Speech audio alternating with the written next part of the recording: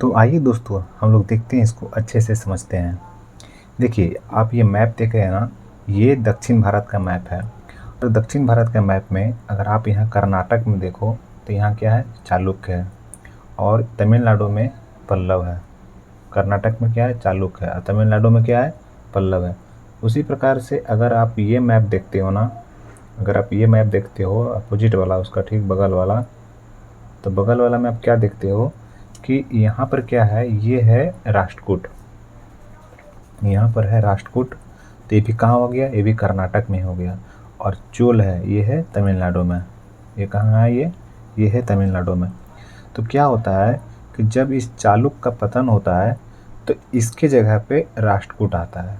चालुक्य का पतन होता है तो कौन आता है, राष्ट्रकूट आता है। इसीलिए ऐसा ऐसा दो मैप बनाए हैं, सेम सेम जगह लोकेट किए हैं। फिर जब पल्लव का पतन होता है तब चोल आता है। जनरली क्या होता है कि जो चालुक्य है ना, चालुक्य का सामंत रहता है राष्ट्रकूट वंश का लोग। तो जब चालुक्य का पतन होता है तो धीरे धीरे मतलब कि कौन बन जाता है रूलर, राष्ट्रकूट बन जाता है। और जब पल्लव का पतन होता है, यानी जो ये इसके पल्लव का सामंत था कौन, चोल। अब जब पल्लव का पतन होगा तो फिर चोल का राज आ जाएगा। तो चलिए अब हम समझते हैं, इसको अच्छे से समझने का कोशिश करते हैं। चलिए अब क्या है, यहाँ समझिए। तो इसका राजधानी कहाँ था, इस हम बात करें चालुक्य का, तो इसमें हाँ एक बात और, ये जो है ना चालुक्य है, पल्लव है, ये एक दूसरे का प्रतिद्वंदी है, यानी एक दूसरे से बनता नहीं है। ये दोनों आपस में लड़ाई करते रहेगा। उसी प्रकार से जब ये एक दूसरे का प्रतिद्वंदी है और इसका जगह ये लेगा, इसका जगह ये लेगा, तो ये दोनों भी एक दूसरे का क्या आ जाएगा, अपोजिट में ही रहेगा। ये दोनों भी आपस में लड़ेगा। तो वही चीज़ होते रहता है यहाँ पर ही। तो ये जो चालुक्य है इसका राजधानी वातापी है। जो चालुक्य है इसका राजधानी वातापी है। और ऐसे बात करें चालुक्य के बारे में, जिसका संस्थापक हो गया जय सिंह। और इसमें से एक शासक हुआ जिसका नाम था पुलकेशिन द्वितीय। इसी चालुक्य वंश में संस्थापक था पुलकेशिन द्वितीय। एक बात और बता देते हैं, इस चालुक्य के बारे में इधर मेंशन है, इस पल्लव के बारे में इधर मेंशन है। उसी प्रकार से इस राष्ट्रकूट के बारे में इधर मेंशन है और इस चोल के बारे में इधर मेंशन है। ठीक है। तो जो चालुक्य है इसका राजधानी कहाँ हो गया, इसका राजधानी हो गया वातापी। और इसका संस्थापक था जय सिंह। इसी में चालुक्य वंश में एक शासक आया जो कि महान शासक, उसका नाम था पुलकेशिन द्वितीय। पुलकेशिन द्वितीय क्या करता है, ये महेंद्र वर्मन फर्स्ट को हरा देता है। तो महेंद्र वर्मन फर्स्ट को हरा देता है तो जरूर पल्लव का होगा, क्योंकि ये दोनों में आपस में नहीं बनता है। तो महेंद्र वर्मन फर्स्ट कौन था, तब इधर समझिए कि ये पल्लव है, इसके राजधानी कांची है। इसका संस्थापक कौन है, श्री विष्णु। इसके बाद श्री विष्णु के बाद कौन शासक बनता है, महेंद्र वर्मन फर्स्ट। यानी कि जो जो पुलकेशिन द्वितीय है किसको हराता है, महेंद्र वर्मन फर्स्ट, यानी पल्लव जो है ना, पल्लव पल्लव को हराता है। इसकी राजधानी कहाँ रहता है, कांची रहता है। तो इसलिए अपना महेंद्र वर्मन फर्स्ट है, ये अपना उपाधि धारण करता है कांची कोंड, क्योंकि कांची के शासक को हराया। और तो इसलिए अपना कौन सा उपाधि धरा, कांची कोंड का। ठीक है। उसके बाद है कि इसकी जो मतलब कि राज कवि था, पुलकेशिन द्वितीय का राज कवि रवि कीर्ति। और अंतिम शासक रहता है, उसका नाम रहता है कीर्ति वर्मन सेकेंड। इसका अंतिम शासक का नाम क्या रहता है, कीर्ति वर्मन सेकेंड रहता है। और इसकी हत्या कर देता है दंती दुर्ग। कौन करता है, दंती दुर्ग करता है। और दंती दुर्ग करता है, फिर यही क्या करता है, दंती दुर्ग ही ये राष्ट्रकूट वंश की स्थापना कर देता है। बोले ना कि इसके जगह पे ये आएगा, तब क्या होगा, ये जो है ना ये राष्ट्रकूट वंश का स्थापना कर देगा। आप समझिएगा। और साथ में ये क्या करता है दंती दुर्ग, ये तो स्थापना करता ही है, और साथ में मतलब राष्ट्रकूट का स्थापना कर देता है। मगर फिर अब ये राष्ट्रकूट वाला जो दंती दुर्ग है, ये अब चालुक्य को सामंत बना लेता है। चालुक्य को क्या करता है, सामंत बना लेता है। अब थोड़ा सा इधर ही समझ लेते हैं। ये इसका क्या हो गया, ये पल्लव, ये पल्लव के बारे में कहा जाता है। पल्लव की राजधानी कांची, संस्थापक श्री विष्णु, और उसमें अगला शासक बना महेंद्र वर्मन फर्स्ट।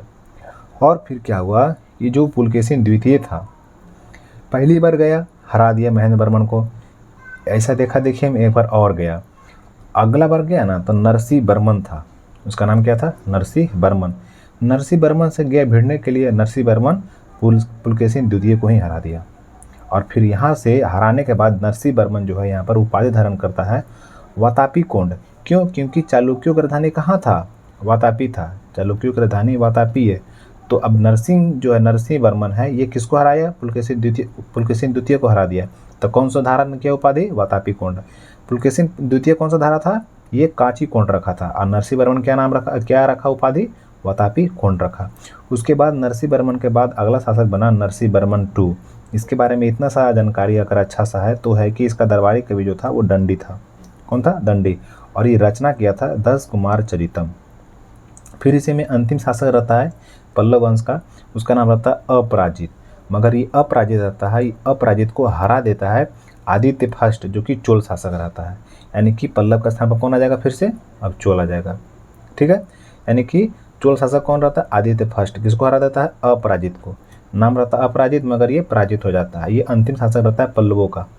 अब यहाँ पर आ जाते हैं, इसको समझते हैं।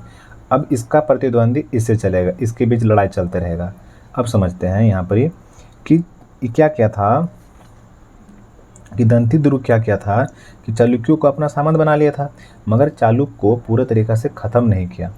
और ये लोग जो है, जो राष्ट्रकूट वाला है, ये राष्ट्रकूट ये अपना राजधानी बनाया मान्यखेत। या राजधानी याद रखेगा, कहाँ बनाया राजधानी, राजधानी बनाया मान्यखेत। और इसी में एक जो दंती दुर्ग के बाद जो अगला शासक बना उसका नाम था कृष्ण प्रथम। उसका क्या नाम था, उसका नाम था कृष्ण प्रथम नाम था उसका। और जो कृष्ण प्रथम था ना, ये क्या किया था कि एलोरा का जो कैलाश मंदिर है महाराष्ट्र में, इसको बनाया था। चलिए अब ये तो हो गया। उसके बाद जो कृष्ण प्रथम के बारे में तो समझ गए, दंती दुर्ग के बाद कौन बना, कृष्ण प्रथम बना। इसके बाद अगला शासक ये बना। उसके बाद शासक बना राष्ट्रकूट शासक ध्रुव बना। कौन बना, ध्रुव। तो राष्ट्रकूट शासक के बारे में कौन कौन हम लोग पढ़े, इसके बारे में पढ़े हैं कि एक तो है दंती दुर्ग जो स्थापना ही किया। उसके बाद बना कृष्ण प्रथम, ये एलोरा का कैलाश मंदिर बनवाया। और उसके बाद ध्रुव आया। ध्रुव क्या है, ये कन्नौज के त्रिपक्षीय संघर्ष में भाग लेता है। मगर सर्वाधिक बार जो जीत होता है ना वो राष्ट्रकूटों का ही होता है। मगर अंतिम विजय होता है ना वो प्रतिहार, मतलब कि वो प्रतिहार अंतिम रूप से वो जीत जाता है फाइनल। लगभग 100 बरस संघर्ष चलता है कन्नौज के लिए। और इसी राष्ट्रकूट में जो अंतिम शासक रहता है उसका नाम रहता है कर्क द्वितीय, जो कि अयोग्य रहता है। और इसका हत्या कर देता है तैलभ द्वितीय। और चालुक्य वंश की फिर से स्थापना हो जाता है। क्या हुआ था, यहाँ चालुक्यों का अपना सामंत बना लिया, यानी कि चालुक्य को पूरा ख़त्म नहीं किया, सफाया नहीं किया। तो जो चालुक्य वंश है ना, जो तैलभ द्वितीय है, ये चालुक्य वंश का ही रहता है। ये इसको हरा करके ये क्या करता है, चूँकि ये भी चालुक्य ही रहता है ना, जैसे कि ये चालुक्य था वातापी का चालुक्य, तो ये क्या हो गया कि ये कल्याणी का चालुक्य हो गया। होता नहीं है गाँव में कि कोई एक पिताजी हैं, पिताजी कोई दुकान खोले हैं, और दुकान खोले हैं तो वो अब बेटा मान लेते 4 बेटा है, पिताजी गुजर गए तो चारों बेटा हो सकता है वही नाम से दुकान खोल दे कि फलना फलना फलना वही नाम से। मगर अगर ये मान ले कोई और, जैसे कि कोई वातापी में रहे तो कहेगा फलना वाला वातापी, ऐसा वाला वातापी। उसी प्रकार से ये था कल्याणी का चालुक्य, यानी कि कल्याणी में ये चालुक्य वंश का स्थापना कर देता है यहाँ पर ही। तो उसको हम लोग समझेंगे, मगर इतने समझना कि हाँ यही चालुक्य था, ये चोल था। अब थोड़ा सा चोल को समझना है। चोल के बारे में कहा जाता ना कि इसकी नौसेना बड़ा मजबूत थी। तब ना जो राजेंद्र प्रथम है, चाहे राजा राज है, वो मतलब कि श्रीलंका तक जीतता है, सुमात्रा तक जीत जाता है। समझते हैं पहले तो इस चोल शासक का कौन सा नौसेना मजबूत था इसका। और ये कहा जाता है ना कि भारत का सबसे प्राचीन जो स्थानीय स्वशासन है वो चोलों का था। भारत का सबसे प्राचीन स्वशासन किसका था, चोलों का था। इसकी राजधानी थी तंजौर। इसकी राजधानी कहाँ थी, तंजौर थी। और इस वंश का जो चोल वंश है इसका संस्थापक था विजयालय। इसे चोल वंश के द्वितीय संस्थापक कहा जाता है। आपको चोल के बारे में पता होगा कि इससे पहले भी स्थापना हो चुका था, मगर चोल का पतन हो गया था। अब फिर से बाद में चोलों का उदय हुआ, तो दूसरा बार उदय हुआ ना। हालांकि वो वाला चोल हम पढ़ा चुके हैं इसके पिछले वीडियो में, आपने देखे हो ना तो देख लो, आगे संगम काल में ही पढ़ा दिए थे। तो इस चोल वंश के क्या कहा जाता है, विजयालय को ये द्वितीय संस्थापक बोला जाता है। तो प्रारंभ में क्या रहता है, ये पल्लव के सामंत रहता है। प्रारंभ में बोले ना कि इस पल्लव के जगह पर कौन आएगा, चोल आएगा। तो प्रारंभ में इसी का सामंत रहता है। मगर आदित्य फर्स्ट क्या करता है, अपराजित को हरा देता है। अभी बताए थे कि आदित्य फर्स्ट क्या करता है, ये अपराजित को हरा देता है। उसके बाद आदित्य फर्स्ट के बाद शासक बनता है प्रांतक फर्स्ट। प्रांतक फर्स्ट क्या करता है, मदुरै जीत जाता है और फिर मदुरै कोंड की उपाधि धारण करता है। मदुरै जीत करके मदुरै कोंड की उपाधि धारण करता है। और इसका उल्लेख जो है उत्तर मेरु अभिलेख में मिलता है। फिर इस प्रांतक प्रथम को हरा देता है, यानी कि प्रांतक प्रथम के बाद जो है ना जो इसके बाद जो प्रांतक प्रथम है, इसके बाद आ जाता है नेक्स्ट में, उसका नाम रहता है कि जैसे कि राजा राजा, इसका मतलब प्रांतक प्रथम के बाद आता है राजा राम, मगर इस प्रांतक प्रथम को हरा देता है एक राष्ट्रकूट राजा रहता है, उसका नाम रहता है कृष्ण तृतीय, उसका नाम रहता है कृष्ण तृतीय। और कृष्ण तृतीय तकोलम के युद्ध में इसको प्रांतक प्रथम को हरा देता है। किस युद्ध में? तकोलम के युद्ध में। तकोलम का युद्ध किसके बीच में होता है? तो ये राष्ट्रकूट वर्सेस चोल के बीच में होता है। राष्ट्रकूट वर्सेस चोल के बीच में होता है तकोलम का युद्ध। तकोलम के युद्ध में कौन हारता है? प्रांतक प्रथम हारता है। और इसको हराया कौन? तो राष्ट्रकूट शासक कृष्ण तृतीय हरा दिया, कृष्ण तृतीय, और इसी को तकोलम का युद्ध बोला जाता है। उसके बाद प्रांतक प्रथम के बाद जो अगला शासक बनता है वो राजा राज बनता है। इसका मूल नाम रहता है अरिमोली वर्मन नाम रहता है इसका। और ये श्रीलंका जीतता है, मगर उसको अच्छे से अपने में मिलाता नहीं है। उसके बाद जो अगला शासक बनता है वो बनता है राजेंद्र प्रथम। ये सबसे प्रतापी रहता है और श्रीलंका को जीतवे करता है, उसको पूरी तरीक़ा से मिलाता है अपने में। श्रीलंका को जीतने के बाद उसको पूरी तरीक़ा से अपने में मिला लेता है। और फिर जो है ना, श्रीलंका का जो राजधानी था अनुराधापुरम या अनुराधापुर, वहाँ का एक शासक था महेंद्र पंचम। महेंद्र पंचम को बंदी बना लेता है, और बंदी बनाने के बाद फिर बंगाल पे आक्रमण करता है। बंगाल पे शासक रहता है महिपाल। महिपाल को हराता है, और हराने के बाद वहाँ पर उपाधि धारण करता है गंगईकोंड। इसके पीछे हराने के पीछे रीजन रहता है बंगाल में, क्या होता है ना कि जो ये राजेंद्र प्रथम है, ये अपना राज्य में एक मतलब कि एक खोलाता है, मतलब कि क्या कहते हैं उसको यार, ताकि नाम भूल गए इसका हम। अच्छा खैर छोड़िए ना। क्या है ना कि बंगाल है ना, बंगाल से यहाँ पर जो अटैक किया ना वो गंगा जल ले जाने के लिए यहाँ पर ही, तो कि भाई हमको पानी ले जाना है, एक गड्ढा खोदवाया था और उसी में गंगा जल उछल देगा ताकि ये जो हम किए ना वो गंगा भी बन जाए। तो इसलिए यहाँ पर अटैक कर दिया, इसीलिए यहाँ पर ही गंगईकोंड का उपाधि धारण किया। यहाँ से कुछ पानी ले गया जहाँ पर गड्ढा खोदवाया था अपना। थोड़ा इसके बारे में पढ़ेंगे ना अभी, और तो उसमें बताएंगे, पूरा जो लिखा हुआ रहेगा ना उस पर चलेंगे। अभी तो ये पढ़ रहे हैं। तो क्या किया कि ये गंगईकोंड का यहीं पर धारण किया उपाधि, यहाँ से गंगा जल ले गया। और फिर सुमात्रा में भी लड़ाई किया और वहाँ पर शैलेंद्र को पराजित किया। सुमात्रा में जब लड़ाई किया तो किसको पराजित किया? शैलेंद्र को पराजित किया। तो ये था थोड़ा सा मतलब कि जितना बोल सकते हो, और बाकी चलिए अब समझते हैं पीडीएफ से। तो दोस्तों इसको हम अच्छे से समझ चुके हैं, आपको कोई दिक्कत नहीं होना चाहिए, ठीक है। पुलकेशिन द्वितीय किसको हराया?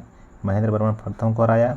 इसके बाद ये महेंद्र वर्मन कौन था? ये पल्लव शासक था। बाद में पल्लव शासक बनता है एक नरसिंह वर्मन, जो कि पुलकेशिन द्वितीय को हरा देता है। ये था।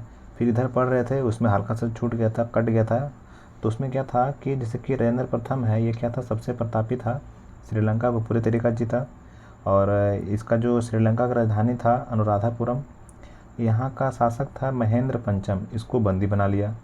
इसके बाद क्या हुआ कि इसको तो बंदी बनाया महेंद्र पंचम को। फिर बंगाल का एक शासक था, उसका नाम था महिपाल। महिपाल पे अटैक किया। खास करके महिपाल पे जो अटैक किया वो गंगा जल के लिए किया, क्योंकि राजेंद्र प्रथम अपनी राजधानी में एक बोले था ना गड्ढा खोलवाता है, गड्ढा खोदवाता है। एक गड्ढा का मतलब एक तालाब बनाता है, और तालाब बनाता है, उसका नाम रखता है चूल गंगम।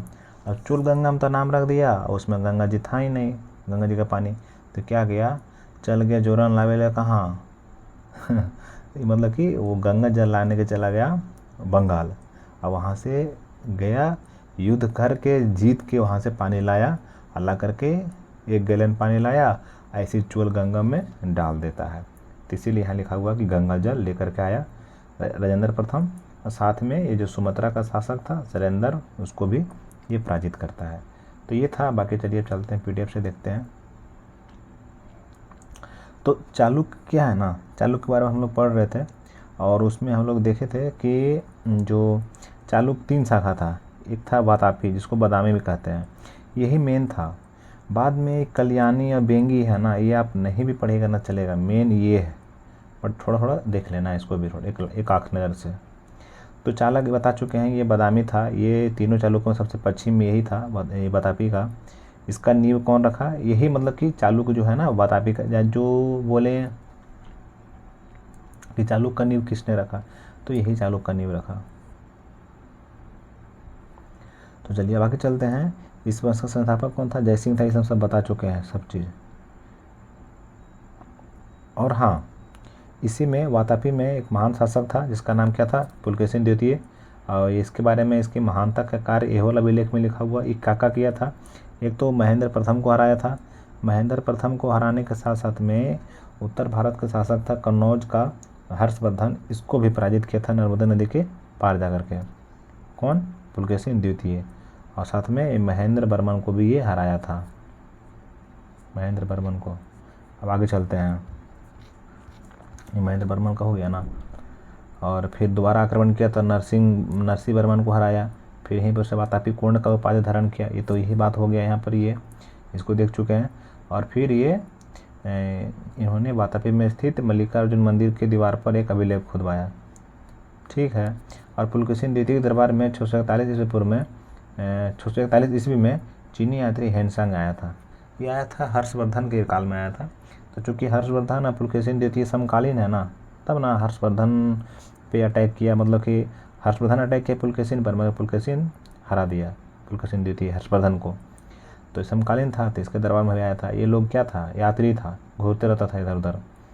और पुलकेशिन द्वितीय ने ईरान के राजा खुसरो द्वितीय के दरबार में अपना एक दूतमंडल भेजा था।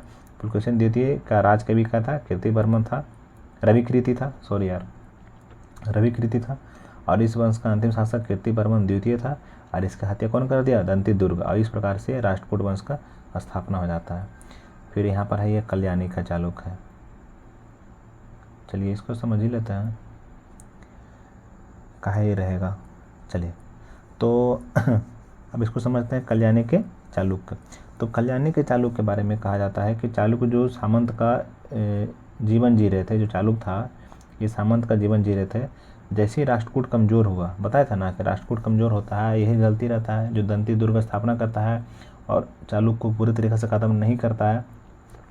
तो जब राष्ट्रकूट कमज़ोर होता है तो इसी का फ़ायदा उठाता है। और राष्ट्रकूट के अंतिम शासक है, उसका नाम था कर्क द्वितीय। इसका हत्या कौन करता है? तैलव द्वितीय। इस प्रकार से फिर से चालुक्य वंश का स्थापना कर देता है, मगर इस बार हो गया ये कहलाया कल्याणी का चालुक्य।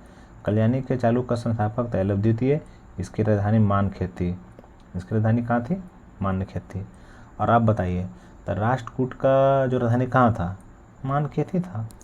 इस वंश का अगला शासक कौन है? विक्रमादित्य सिक्स। कल्याणी के चालुक्य का यह एक कुशल योद्धा था। विक्रमादित्य सिक्स ने चोल के प्रभाव को रोक दिया, एक साहित्य प्रेमी था। फिर आगे देखिए, इसका राज्य कवि कौन था? विक्रमादित्य का इसका था विल्हन। इन्होंने विक्रमांक देवचरित नामक पुस्तक का रचना किया। विल्हन के बारे में ये बुक याद रखेगा, विक्रमांक देवचरित।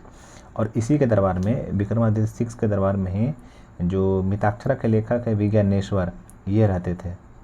और मिताक्षरा क्या है? ये मतलब कि एक हिंदू का कानून है, ये हिंदू कानून से है। और इस वंश का राज चिन्ह था सुअर यानी वाराह। और फिर इस वंश के अंतिम शासक सोमेश्वर चतुर्थ। हटाइए इसको। फिर है बेंगी का चालुक्य। ये क्या था? सबसे कमजोर शाखा था, जो कि आंध्र प्रदेश के बेंगी में था। इसका संस्थापक विष्णुवर्धन था। इस वंश की राजधानी बेंगी थी। और इस वंश में कोई प्रतापी शासक नहीं हुआ। इस वंश का सबसे योग्य शासक जो था वो विजयालय ठंड था। खत्म हो गया बेंगी के चालुक्य। अब फिर यहाँ पर है पल्लव। और पल्लव के बारे में हम आपको बता चुके हैं कि इसका संस्थापक श्री विष्णु था। इसकी राजधानी कांची था। और ये कृष्णा और गोदावरी नदी के बीच में प्रदेश था, कृष्णा और गोदावरी नदी। देखिए अगर आप मैप में अगर देखोगे ना, तो कृष्णा इस प्रकार से है ना, यहाँ ऐसे करके, तो कृष्णा और गोदावरी नदी के बीच में था। और इसके साथ ही साथ यहाँ पर यह है कि इस वंश का जो अगला शासक था महेंद्र वर्मन, इसको कौन हराया था? पुलकेशिन द्वितीय। अब फिर इसके बाद अगला शासक बना नरसिंह वर्मन, ये पुलकेशिन द्वितीय को हरा दिया। और हरा करके कौन सा धारण किया उपाधि? वातापी कोण का। और इस वंश का अगला शासक कौन बना? फिर इसके बाद नरसिंह वर्मन के बाद नरसिंह वर्मन द्वितीय बना। इसी के दरबार में दंडी रहता था, जो कि 10 कुमार चरितम का पुस्तक का एक, जो कि संस्कृत भाषा में लिखा गया था, इसकी रचना किया। तो इस वंश का अगर अंतिम शासक कौन था? अपराजित था। और इसको आदित्य प्रथम क्या किया? इसको पराजित कर दिया। और पल्लव के स्थान पर क्या हुआ? चोल वंश की स्थापना हो जाता है। तो इस प्रकार से सिखाए थे आपको कि चोल वंश का स्थापना। और चोल वंश का संस्थापक कौन था? विजयालय। और इसे द्वितीय संस्थापक कहा जाता है। इन्होंने नर केसरी की उपाधि धारण किया था, विजयालय। चोल प्रारंभ में क्या थे? पल्लव के सामंत थे। पल्लवों के यानी कि जब पल्लव खत्म हुआ तब इसकी नींव पड़ी। इन्होंने अपनी राजधानी तंजौर बनाई, तंजौर। और ये जो है ना, ये उभरा यह चोल वंश समकालीन चोल वंश की ही शाखा थी, जो मतलब कि जो पहले चोल वंश चल रहा था ना, उसी का शाखा था। आपको समझाए थे जब हम लोग संगम पढ़ रहे थे, तब बताए थे कि चोल वंश जो था उसका राजधानी उदयपुर थी, सिखाए थे ना, जिसमें बताए थे कि चोल जो था, बाघ चोला नहीं उड़ता है, तो जो चोल वंश था उसका प्रतीक चिन्ह जो राजकीय चिन्ह था बाघ था, ये समझाए थे। फिर बोले थे कि उसमें से एक शासक हुआ था जिसका मतलब कि उसका नाम था कारिकाल। वो क्या किया था कि कावेरी नदी पर 160 मीटर लंबा बांध बनवाया था, जिसको ग्रैंड बांध कहते थे। और वो बांध जो था वो भारत का पहला बांध था, ये बताया था। वो हम लोग पढ़े थे वो वाला चोल में, पुराना वाला चोल। फिर से चोल उभरा तो फिर ये आया, ये अपना राजधानी कहाँ बनाया, तंजौर बनाया। और इसी शाखा में जो अगला शासक बना आदित्य प्रथम बना, जो पल्लव शासक अपराजित को पराजित किया। इसको हम लोग थोड़ा सा जो स्टार्टिंग में वीडियो था ना उसमें हम लोग देख चुके हैं इसको। और चोल का जो अगला शासक परांतक प्रथम बना, इसने मदुरा जीतकर मदुरा कोण की उपाधि धारण किया, और इसका जानकारी उत्तर मेरू अभिलेख में मिलता है। परांतक प्रथम को राष्ट्रकूट शासक कृष्ण तृतीय ने तकोलम के युद्ध में पराजित कर दिया। तो तकोलम का युद्ध याद रखेगा किसके बीच में होता है, तो ये परांतक प्रथम और राष्ट्रकूट के बीच में होता है। चोल वंश का अगला शासक बनता है राजा राज, इसका मूल नाम था अरिमोली वर्मन। ये श्रीलंका को जीत जाता है, मतलब उत्तरी भाग को जीतकर चोल वंश से मिला लेता है, और फिर मामोडी चोल की उपाधि धारण करता है, मगर पूरा ढंग से नहीं मिलाता। फिर अगला बनता है राजेंद्र प्रथम, ये पूरे अच्छे से मिलाता है। वहाँ का राजधानी अनुराधापुर रहता है, वहाँ आक्रमण करके महेंद्र पंचम को बंदी बना लेता है। फिर ये बंगाल का शासक महिपाल को पराजित करता है, और फिर उसके बाद गंगा कोंड की उपाधि धारण करता है, और वहाँ से गंगा जल भी लेकर जाता है। फिर ये अपने शहर में एक तालाब बनवाया था और उसमें गंगा जल मिला दिया और उसका नाम रखा चोल गंगम। फिर जो है ये मतलब कि एक शहर बसाया था जिसे गंगई चोलपुरम कहते हैं, एक शहर भी बसाया था, उसका क्या नाम था, गंगई चोलपुरम, गंगा नदी किनारे बसाया था। फिर राजेंद्र प्रथम है सुमात्रा पर आक्रमण करता है, इंडोनेशिया पर ही, और वहाँ के शासक शैलेंद्र को पराजित करके अब आगे है इस वंश के अंतिम शासक राजेंद्र तृतीय, जिसके बाद में यह वंश क्या हो गया, खत्म हो गया। चोल काल के स्थानीय स्वशासन क्या था, सबसे बेस्ट था। और इस समय स्थानीय स्वशासन का चुनाव जो है लॉटरी पद्धति द्वारा होता था, जिसका नाम निकल जाए। और चोलों की नौसेना क्या थी, शक्तिशाली थी। चोल वंश में शिव मंदिर का निर्माण हुआ जो द्रविड़ शैली के बने हुआ था। चोल वंश में ही द्रविड़ शैली को ही विमान शैली कहते हैं, विमानम शैली। और विमानम शैली का प्रथम प्रयोग तंजौर के बृहदेश्वर मंदिर में किया गया था। चोल काल में निर्मित नटराज प्रतिमा सांस्कृतिक धरोहर है। चोल काल में ही नटराज की प्रतिमा बना था, याद रखिएगा इसको। चोल काल में तमिल भाषा का स्वर्ण काल कहा जाता है चोल काल को ही। और तमिल साहित्य के त्रिरत्न कम्बन और ओटकुट्टन और पुगलेंदी, ये क्या है, तमिल साहित्य का त्रिरत्न है। बस तब ये अंत होने वाला है। अब ये राष्ट्रकूट हो गया। इस वंश का संस्थापक दंती दुर्ग था। कौन था, दंती दुर्ग। इन्होंने वातापी के चालुक्य कीर्तिवर्मन को क्या किया, हरा करके राष्ट्रकूट का नींव रख दिया। मगर क्या बताया था कि चालुक्यों को बढ़िया से सफाया नहीं किया था। और दंती दुर्ग ने अपनी राजधानी कहाँ बनाया, मानखेत को बनाया। और इस वंश का अगला शासक बना कृष्ण प्रथम। कृष्ण प्रथम क्या करता है, तो महाराष्ट्र में एलोरा के मतलब कि महाराष्ट्र के एलोरा में एक कैलाश मंदिर बनाता है, इसको कहा जाता है एलोरा के कैलाश मंदिर। और इस वंश का जो अगला शासक ध्रुव बनता है, जो कि कन्नौज के त्रिपक्षीय संघर्ष में भाग लेता है। ये संघर्ष 100 वर्षों तक चलता है। जो अंतिम विजय होता है वो प्रतिहार का होता है, मगर सर्वाधिक जो मतलब कि सर्वाधिक पराजय जो है ना वो पाल शासक का होता है। सर्वाधिक पराजय और सर्वाधिक जीत राष्ट्रकूट का होता है। इस वंश का अगला शासक अमोघ वर्ष बनता है, जो सबसे विद्वान शासक था। इसने कवि राजमार्ग नामक पुस्तक लिखा था।